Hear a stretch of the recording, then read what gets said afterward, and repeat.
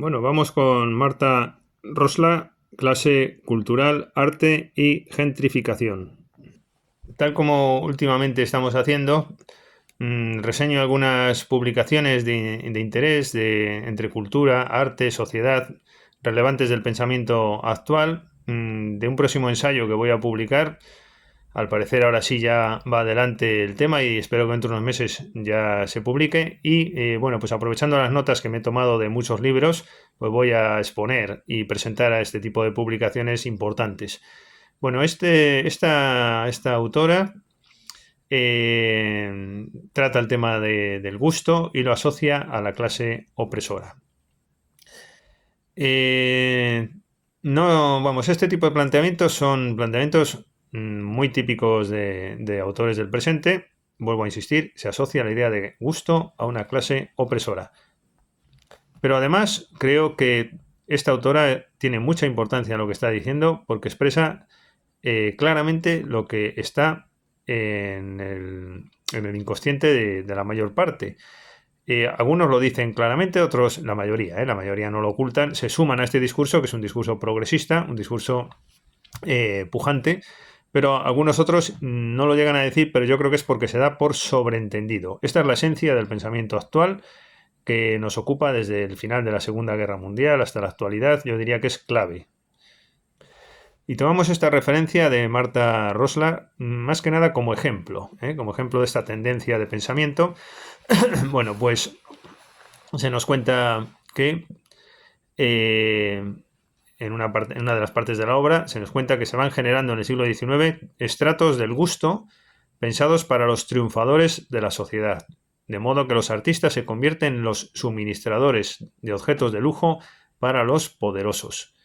El gusto, en cuanto tal, se asocia a la burguesía y en concreto el gusto estético es una expresión de una clase dominante, apoyándose Rosler en autores como John Fekete, Paul Fussell y Charles Wright Mills. Se trata de los ricos del buen gusto, que actúan con nepotismo y nos llevan a las guerras. El gusto se asocia a lo burgués y a lo romántico. Es decir, el gusto, la idea de gusto es algo burgués y es algo romántico, como si al parecer las cantatas de Bach o el Trino del Diablo de Tartini pues fueran fruto del romanticismo, digo yo, ¿no? Porque si se asocia el gusto a lo burgués y a lo romántico, esto demuestra que hay muy poca formación, ¿no? Sobre todo poca sensibilidad. Yo creo que los que están escribiendo de arte hoy día no tienen nada de sensibilidad artística. Mucha de la gente no saben esto, hay que ser melómano de raza, esto hay que nacer con esos genes, hay que nacer así, hay que nacer con eso dentro, ¿no? Y se tiene o no se tiene. Y es que creo que hay mucho estudioso que es que carece de ello porque no ha nacido con esto. Y lo que es una pena es que la sociedad se aborrique de tal manera y refleje solo lo pop o los especialistas del arte que no han nacido para esto. Han acabado en estudios del arte pues como el que abre una botica o el que abre una fábrica de piensos, ¿no? Animales, ¿no? Entonces pues esto es lo que tenemos. Entonces en realidad esto es expresión, esta asociación del gusto con el siglo XIX, pues aquí que priman planteamientos ideológicos, políticos, de luchas de clases o rollos de esos, y de hecho se titula Clase Cultural, Arte y Gentrificación. Lo importante es que el artista no sea un supeditado al burgués, eso es lo importante.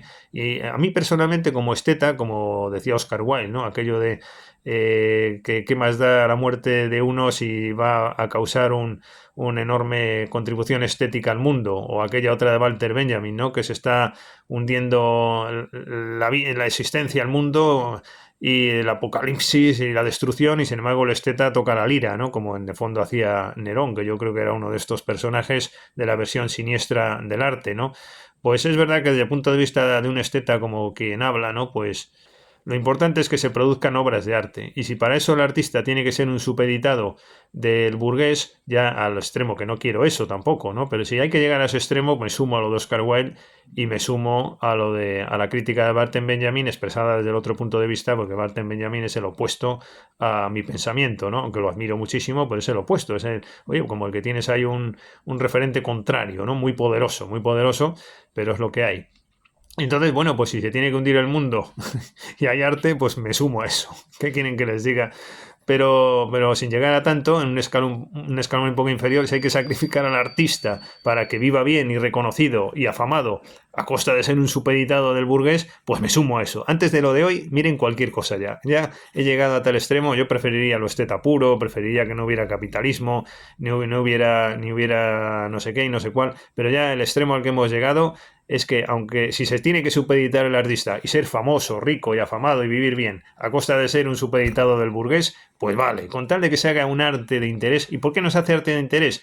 Porque se han cortado las fuerzas vivas genuinas del arte, ¿no? Que es una sociedad con interés artístico. El melómano, los que hemos tenido que estudiar, pues notarías, ingeniero de montes, esa gente era gente muy sacrificada, gente de mucho resentido de responsabilidad y acabó en esto, pero tienen muchos de ellos un gran afán cultural y a esos sujetos se les ha cortado la iniciativa en la cultura y se ha acaparado esto por gente que están en la cultura por un sueldo y una neca y un no sé qué y un no sé cuál. Y esta es la cultura de hoy, señores, ¿no? Y esto es lo que tenemos. Y entonces esta autora pues es un reflejo de lo que no debe ser. Este tipo de condicionantes de clase y de no sé qué y de rollos que al final, que si, al final ¿qué? Al final ¿qué ha traído los que piensan así? ¿Qué arte han traído? ¿Qué arte han traído? Un arte que no tiene conexión con la sociedad, ni con la vida, ni con las sensaciones, ni con el placer.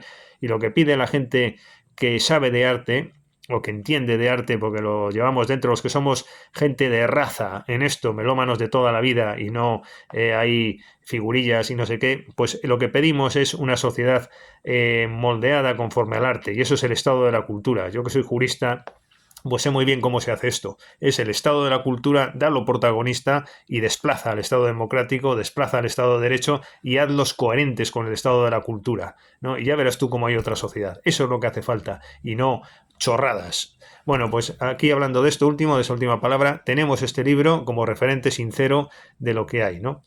Bueno, digo yo aquí en mi ensayo, mi próximo ensayo me voy a tranquilizar un poco leyendo, que siempre es lo mejor. Es discutible, sí, pero es que ese apasionamiento me parece bonito. ¿Por qué no? ¿Por qué no apasionarse con la cultura, ¿no? Es discutible si de esta forma se pretende la negación del gusto o más bien afirmación de un gusto distinto. Claro, eso también es verdad, porque niegan el gusto, diciendo que el concepto de gusto eso es algo trasnochado.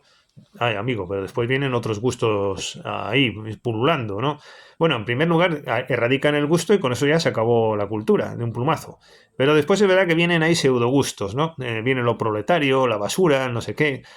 Y yo creo que el proletario lo que tiene que hacer es, cuantos más gente se sume al gusto estético, mejor, ¿no? Y ojalá haya proletarios de gusto estético, ¿por qué no? Pero yo creo que a mí que me da igual esto, el proletario, el burgués. Lo que tiene que haber es gente interesada en cultura, sea de la clase que sea. Y eso, el otro, pues estos son rollos, todo. Vamos a ver, donde solo cabe lo proletario y la basura. Dicho sea sin ánimo peyorativo, es que lo que propugnan es la basura como gran concepto artístico. Que a mí también me gusta, el tema este de la basura en el arte y tal, pero yo no soy conservador, como se aprecia aquí claramente. Soy esteta, pero no conservador, soy melómano. Pero entonces, soy persona potencialmente activa en la cultura, potencialmente activa. Pues yo en el siglo XIX pues habría sido uno de estos que oprimen a los a los artistas comprándoles cuadros y haciéndoles que vivan mejor, etcétera. Bueno, tal como se pone de manifiesto en otro lugar de este trabajo, la cultura artística parece preferir hoy día una actitud o expresión de malestar. Sí, bueno, bien, malestar. Eso es lo que todos tenemos dentro, ¿no? Malestar. Parece preferir un ánimo destructivo que se traduce, y esto está bien, ¿no? Pablo de Roca, el gran poeta, ¿no? Que es ánimo destructivo de principio a fin, y prefiere, además lo dice, prefiero lo destructivo a lo contrario. Y en la poesía, por ejemplo, como digo, Pablo de Roca, lo vuelvo a citar, el chileno, ¿no? Pues qué poesías destructivas tan maravillosas, ¿no? ¿Por qué no? Es otro concepto. Todo lo que sume al placer es conveniente. Bueno, que se traduce, por ejemplo, en un gusto por la basura o lo cutre, las heces o lo abyecto. Bueno, pues viva lo abyecto. Se prefiere provocar una sensación de este tipo. Bien, pero no solo esto, ¿no? Es incluso, es que es lo que lleva alrededor esto, ¿no? Esto está muy bien, pero sí, destruyes y al final ¿qué has creado? Nada. Y a mí me parece bien destruir, pero siempre que sea creando, ¿no? Tú destruye y que tenga un componente creativo, un componente sensitivo, que sea artístico. Pues si destruyes por destruir, al final ¿qué? Pues es lo que hay. Es que yo no sé cómo puede haber gente que se dedica al arte y que les guste lo que hay hoy día. La nada, el pop, el no sé qué. Bueno, ¿y dónde está la elevación, las sensaciones de interés? Los conceptos. Bueno, vamos a seguir con conceptos. Venga, el concepto de basura, menudo concepto. Bueno, es incluso discutible que el rasgo característico de la cultura artística del siglo XIX sea este, al que se alude o se presupone. Lo característico fue la propia actitud antiburguesa de muchos... bueno, esto es otra, claro, de muchos intelectuales de momento. Es que vamos a ver. Y es que realmente esto fue lo que primó en el siglo XIX. Es que si caracterizamos el siglo XIX, los típicos no eran estos. Los típicos eran Clarín y Flaubert y tal y cual. Esos eran Emilia Pardo Bazán. Estos eran los típicos, ¿no? Pero no los otros. La batalla quedó ganada por el bando progre, ¿no? Como siempre ha ocurrido en la historia. Desde una perspectiva más superficial, desde mediados del siglo XX, sometido el arte y la estética a procesos autodestructivos, la muerte del arte para Argan, y deconstructivos para Derrida, el análisis contemporáneo del gusto tiende a la oposición de dos aspectos, la preferencia individual y la finura del juicio. Los mecanismos sociales y económicos de determinación del gusto se estudian por la sociología. El fenómeno de la moda aparece ya en George Simmel. En el mercado hay en esto para todos. La moda es un factor. El gusto se ve como un atributo o propiedad de un consumidor o de un grupo social. El gusto tiene incluso un elemento político significativo. A los distintos estados interesa la imagen del buen gusto, a la par que el consumo masivo marca otro nuevo tipo de consumo y patrón de gusto. Bueno, pues nada, hasta la próxima ocasión.